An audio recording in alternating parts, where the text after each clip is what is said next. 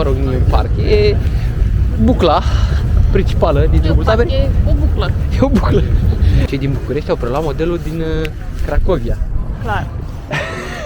A fost amenajat în secolul al XIX-lea și se întinde pe o distanță de aproximativ 4 km. O oază de liniște și e superb că e chiar în jurul cetății. Uite, acolo pe dreapta avem iarăși o... Ne gândeam la un lucru mai amuzant așa. Băi, fraților, care e originea covrigului polonez? Nu de alta, dar ne-a luat foamea. Au manipulat istoria covrigului polonez și au schimbat-o astfel încât să credem că există și că e... Sigur, cărțile de istorie sunt, nu știu, e o conspirație la mijloc. Și să vorbim un pic și despre prețuri. Asta voiam să... Că ne uitam și în stânga și în dreapta, și în supermarketuri și în restaurante. Nu sunt asiatici aici, n-au ajuns asiatici în Polonia și ne surprinde că ne gândeam că infrastructura și cu piste de bicicletă și trotuare largi și spații pentru mașini și pentru parcări și...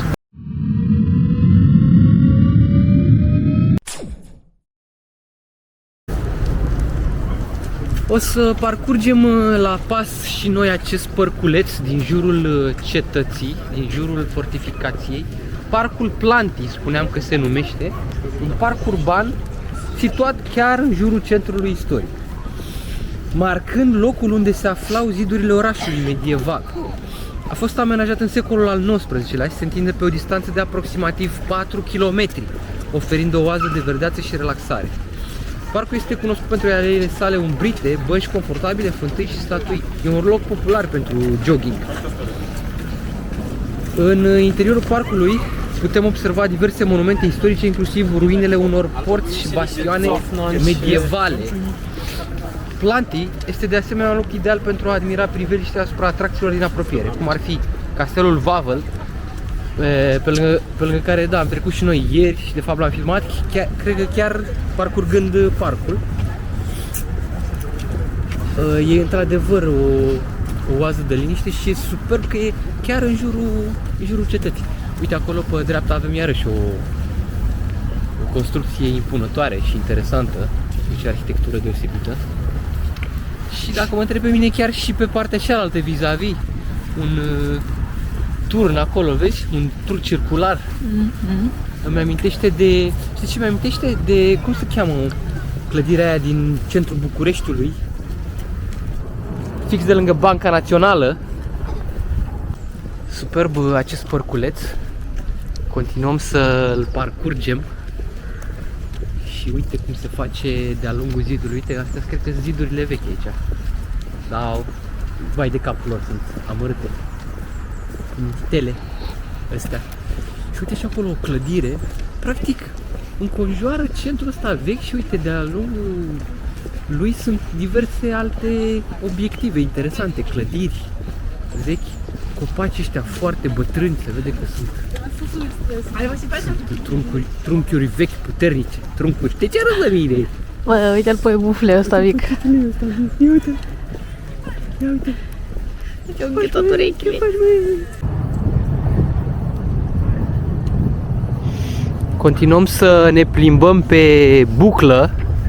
Apropo de buclă, exact ca parcul din drumul taberei, parcul buclă, mă rog, nu e un parc, e bucla principală din drumul taberei. E o buclă. E o buclă care a fost amenajată foarte frumos de primărie ca un parc circular. Exact așa ne închipuiam că arată și acest parc. Probabil, uite, au preluat modelul de aici. Cei din București au preluat modelul din Cracovia. Clar. Bine, nu este singurul parc de tipul ăsta, parc circular.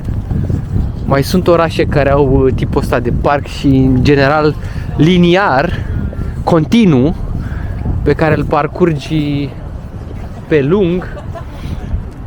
Dar e o idee foarte interesantă, chiar vorbeam despre treaba asta, că e spectaculoasă ideea, uite și pe partea clădiri frumoase și în față. Și în același timp ne mai gândeam la un lucru mai amuzant așa. Băi, fraților, covrigul polonez, care e originea covrigului polonez? Nu de alta, dar ne-a luat foamea și ne tot gândeam, băi, ce să mâncăm, ce Am să mâncăm. văzut covrigi polonezi, dar Da. nu sunt ceea ce știm noi că sunt. Covrigii polonezi. Covrigii polonezi. Adică cum știm noi că sunt? Dulci, însiropați. Însiropați, în principiu, asta e. Și nu sunt, nu găsim așa ceva. N-am văzut pe aici.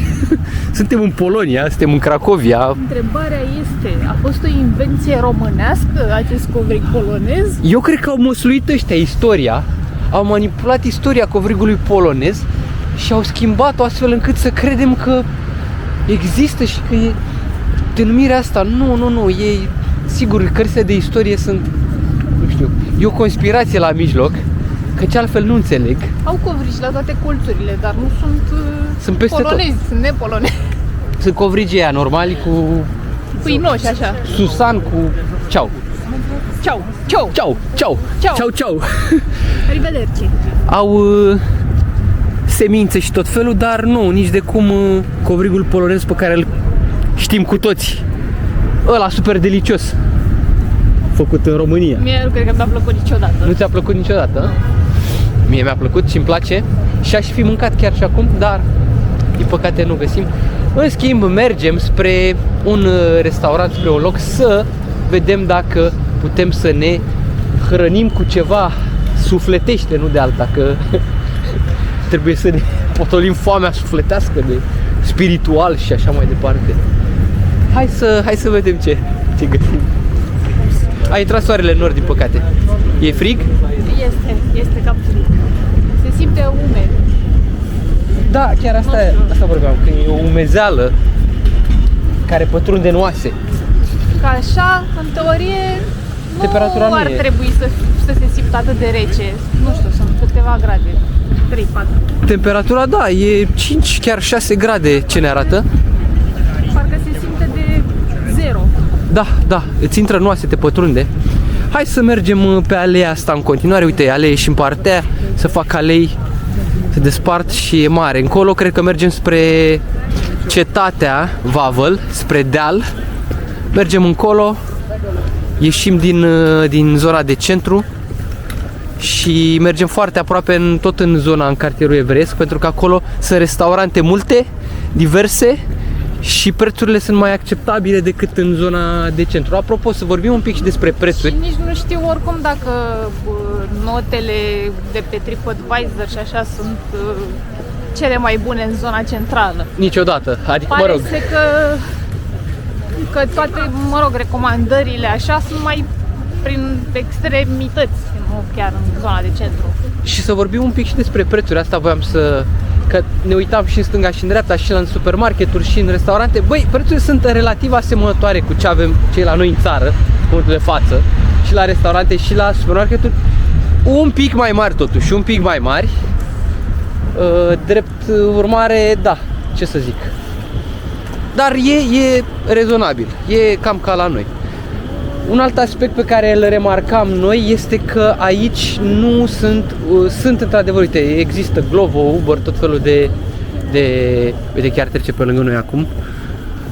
Și pe partea aia sunt foarte mulți care practică genul ăsta de activitate și de job, dar nu L-ai găsit exact pe cel 1% care era asiatic.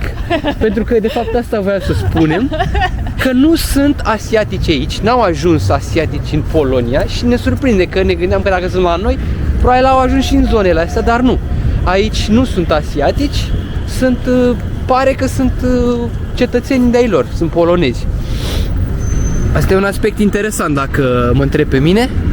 Al doilea aspect interesant este că majoritatea, adică nu știu, populația pare foarte tânără. Da. Nu prea am văzut, adică nu știu, 90% dintre oameni, Da. Sunt foarte cel puțin tineri. cei care sunt pe stradă când ne plimbăm noi, Da. sunt tineri. Sunt tineri, da. E o populație tânără aici. Chiar ne uitam, deci o recensământ spune că Polonia undeva la 36 de milioane de oameni. Mai mult decât noi, evident, aproape dublu, de fapt chiar dublu. Dar în schimb foarte mulți tineri, populație tânără și e interesant. Asta e un lucru bun. E un lucru bun. Au o populație tânără. Da. Uite, și de aici cred că am intrat ieri am mers spre cetate. Polonia e o țară frumoasă.